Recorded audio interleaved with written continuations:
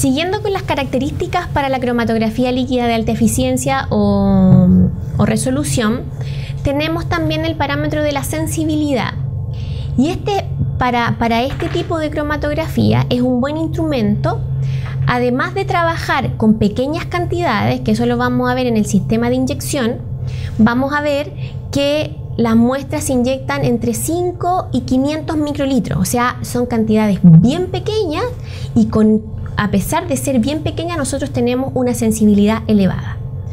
Y lo que conlleva a que genera señales bastante altas, a pesar de que las cantidades de muestra inyectadas son bastante pequeñas. Las mediciones son cuantitativas, precisas, y esto quiere decir que el análisis por este tipo de cromatografía tiene una buena repetibilidad y reproducibilidad, utilizando, por supuesto, y manteniendo las mismas condiciones cromatográficas, con flujo, con columna, con composición de fase móvil y todo lo que hemos visto hasta ahora. Para poder también, que es un punto aparte, mantener esta reproducibilidad y repetibilidad del método en general que ustedes vayan a desarrollar, es la temperatura de la columna. La mayoría de los cromatógrafos actuales tienen un horno para la columna, pero hay algunos equipos antiguos que la columna está al aire y por lo tanto va a trabajar a temperatura ambiente. Si hay una variación de temperatura durante el día o si se hacen unos análisis en invierno, otros análisis en verano, quizás podamos ver algún tipo de variación en los tiempos de retención.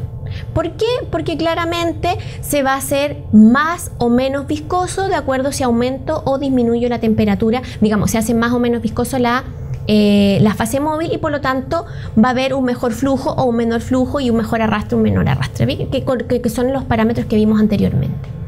Y por lo tanto también ahí va a influenciar un poquito la determinación del detector. Por lo tanto, eso vamos a tener que tenerlo en consideración.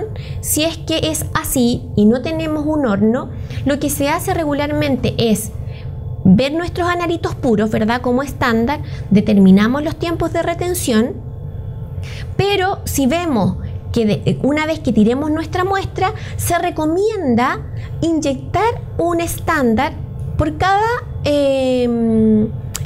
muestra que nosotros analicemos, no por cada muestra, sino que por cada día que nosotros analicemos, para ver si es que hay alguna variación instrumental, puede ser también, en los tiempos de retención y después para que podamos identificar mejor nuestros analitos.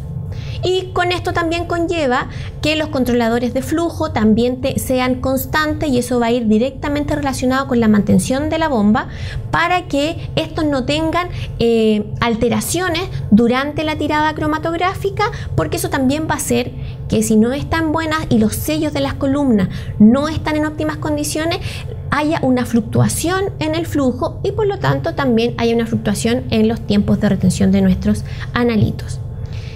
En este tipo de cromatografía, las determinaciones son cuantitativas y exactas de acuerdo a lo que vimos anteriormente, ¿verdad? Si mantenemos todas las condiciones constantes y tenemos una adecuada mantención del equipo, este tipo de cromatografía hace que nuestras determinaciones sean cuantitativas y exactas.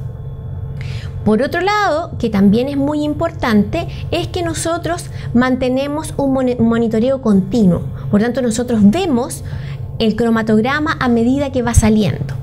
Y esto es porque la mayoría de los equipos está automatizado y por lo tanto el procedimiento analítico y el manejo de datos es un poco más fácil, ya que hay programas asociados a cada uno de los cromatógrafos y eso, si es que el programa es más fácil o más difícil, hay unos que son muy amigables, hay otros que son un poquito más complicados, eso va a depender netamente de la empresa que es a la que ustedes vayan a comprar o de la empresa que sea el cromatógrafo que están utilizando.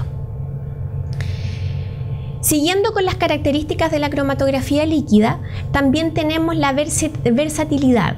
La versatilidad de esta cromatografía principalmente está en los sistemas de operación de alta presión.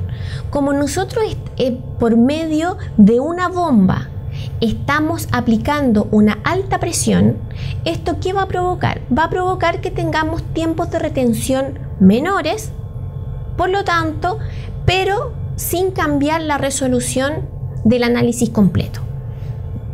¿Qué conlleva esto? Si es que trabajamos en un laboratorio, es que podamos tener analizadas mucho más muestras por unidad de tiempo, ¿sí? Por lo tanto, esto, una vez que esta cromatografía es optimizada, nos permite trabajar en tiempos reducidos, y incluso si tenemos diversidad de detectores, también es importante mencionar, que eso lo vamos a ver al final, que algunos cromatógrafos, la mayoría de los cromatógrafos actuales, permite conectar en línea 2 o 3 detectores. Por lo tanto, por ejemplo, si yo hago el análisis, hago la separación, nuestros analitos separados pasan a través de un detector, esas señales son enviadas al sistema, al software, y el software lo traduce en un cromatograma, ¿verdad? Una vez que sale de ese detector, puede entrar a otro detector, y por lo tanto ahí va a haber un pequeño desfase de tiempo, que a veces, como las velocidades y las bombas son tan rápidas, a veces no son detectables dentro de los tiempos de retención, sino que es en los decimales de los tiempos de retención. Pero hay un desfase de los tiempos de retención por el analito, y por lo tanto, en una mezcla, si es que en un detector un analito no es identificado, puede ser identificado en el otro detector. Por lo tanto, también dentro de la versatilidad está esa cualidad que tiene este tipo de cromatógrafo. Y por último, también, si se fijan, nosotros vamos a tener que, así como una vez que los analitos son separados, pueden pasar por 1, por 2 o por 3 detectores, también al final del detector podemos tener un recolector de fracciones a la salida. Y por lo tanto, por cada tanto volumen yo voy cambiando digamos un frasquito que yo tenga para ir recolectando estas fracciones. Y por lo tanto también puede ser una manera de separación, que una vez que veamos las columnas, van a haber columnas específicamente preparativas o semi-preparativas que nos van a servir para hacer este tipo de recolección fraccionada. Otro punto importante para esta cromatografía es la gran capacidad, aplicabilidad, a sustancias que son de interés industrial. Claramente, una de las industrias que más utiliza esta cromatografía, por supuesto que hay un montón, es la farmacéutica. La farmacéutica utiliza esto para hacer la medición y cuantificación de sus principios activos, principalmente en los medicamentos. Y esta cromatografía es muy utilizada también para innumerables muestras o innumerables analitos, como son los plaguicidas, los antibióticos, esteroides, incluso compuestos organometálicos, también hay compuestos inorgánicos, compuestos orgánicos. Por lo tanto, la versatilidad de este tipo de análisis es muy alta. Pero tenemos algunas limitaciones de este instrumento, y las limitaciones son principalmente el alto costo inicial y de los accesorios de este tipo de equipamiento, porque sabemos que estamos hablando de un equipamiento de alta tecnología, y por lo tanto esto conlleva un costo. Por otro lado, si bien es cierto, los espectrofotómetros, y sobre todo con arreglo de diodos, miden o son capaces de detectar una gran cantidad de moléculas, no tenemos un detector universal que pueda medir cualquier especie. Aunque cambie su sensibilidad, no lo tenemos. Y por otro lado, es que necesitamos una persona capacitada y con experiencia para poder manejar este tipo de equipos. Porque como pueden ver, nosotros llevamos hablando mucho tiempo y ya llevamos 2 clases en esto, y necesitamos gente que se especialice en este tipo de equipamiento. En la siguiente diapositiva podemos ver la instrumentación para un equipo de cromatografía líquida de alta eficiencia o resolución. Tenemos 4 círculos, en donde el círculo que está más a la izquierda de la pantalla y que está en el centro, vamos a ver 4 frascos, ¿verdad? Que están ahí ejemplificados con dos, digamos, con dos inserciones dentro. Eso quiere decir que ahí tenemos la capacidad para ese tipo de esquemático de cromatografía líquida para 4 solventes que podamos ir mezclando a medida que yo voy haciendo la corrida cromatográfica. Esto quiere decir que la bomba es cuaternaria y por lo tanto la bomba es la que tiene la capacidad de hacer esta mezcla entre los 4 solventes, ¿sí? A medida que voy. Ahora, pueden haber, como les dije anteriormente, bombas binarias y terciarias y cuaternarias. Por lo tanto, eso quiere decir que podemos tener una bomba que solo puede hacer eluir en un solo solvente al momento, pero lo que podemos hacer, si es que tenemos ese tipo de bomba, es que la mezcla sea previo, ¿sí? Y la mezcla ya esté constituida antes de hacer la tirada cromatográfica. El círculo que está más a la izquierda de los solventes que podemos ver, más a la derecha, perdón, de los solventes, ahí está la bomba, que es lo que hace la función de que el flujo a través de todo el sistema cromatográfico, a partir de los reservorios que van a tener la fase móvil hasta la columna, va a ser responsabilidad de la bomba. La bomba es la que hace el impulso para que nosotros podamos tener un flujo a través de todo el sistema cromatográfico. Si ven en la parte superior dice fuente de helio regulada.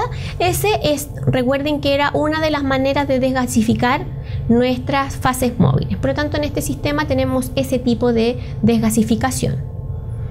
Por otro lado, arriba de la bomba sale la válvula de salida, ¿no es cierto? Y por debajo está la válvula de entrada. Por lo tanto, en este sistema, el solvente que viene de la fase móvil está entrando por la parte inferior y está saliendo por la parte superior.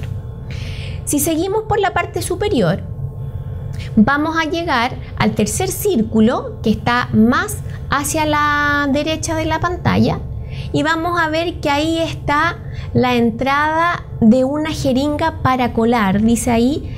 Pero más que eso, ahora la mayoría de los equipos modernos tienen un sistema de purga que es automático. Entonces, previo a toda medición o preparación, lo que se hace es purgar todo el sistema. ¿Qué quiere decir? Yo hago pasar solvente por todas las cañerías sin que pase por la columna. Por lo tanto, evito cualquier burbuja que se pueda generar durante todo el, o a partir de todo el sistema y que no entre a la columna, ¿sí? Entonces esa es una manera de purga de unos 5 o 10 minutos, en donde yo hago pasar solo los disolventes y evito también aguarrastre, y también ambiento todo el sistema si es que estoy ocupando una fase móvil nueva, por ejemplo. También esa es una de las maneras de hacerlo. Si seguimos en el transcurso de la cromatografía, luego, si vemos en la parte inferior del diagrama y en la parte céntrica, está la válvula de inyección. Por lo tanto, ahí es donde nosotros hacemos la inyección, que ya la vamos a ver en detalle, que puede ser manual o puede ser automática, ¿sí? Al ser manual o automática, esto va a tener una manera cerrada y una abierta. Por tanto, en donde yo cargo la muestra y luego hago que en mi fase móvil pase a través de la muestra, la arrastre y la lleve a la columna, que la columna es lo que viene a continuación. Y por último, en la columna se produce la separación de nuestros analitos, y al final, una vez que los analitos están separados, pasan a través de los diversos detectores. ¿Sí? Por lo tanto, aquí hay un sistema muy simple, que ahí tiene algunos otros instrumentos que vimos, o partes de la cromatografía, que es más o menos un sistema bien reducido de lo que es la cromatografía líquida de alta eficiencia.